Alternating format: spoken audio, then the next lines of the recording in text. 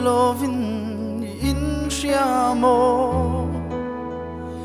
beidong ni rumo lungai ni ngui mo mai tu nei lovin in siamo beidong ni rumo nun lim nei song mo nun ruang no kan tu shelo mo beidong ni rumo zol na song trin mo nun lim na mu lovin beidong mo ron pan la mangai na akat lalpa imangan na song khen la anin lo cho kang se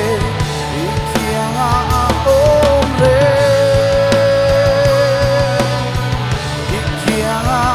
om re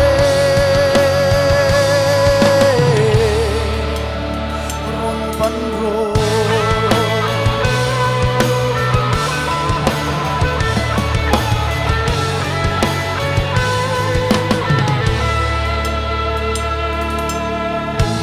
nai ne lo mo maling ngai mo ikianga om reng chu she lo mo kem na it ne lo mo maling ngai mo ikianga om reng chu she lo mo ron pan la mangai na akhat la pa imangan na song khen la anin lo cho kang se ikiang a om re ikiang a om re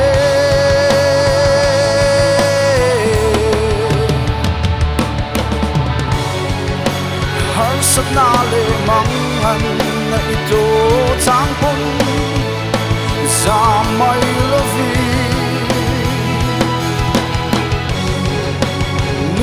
har le beidong zao chang ni boi ama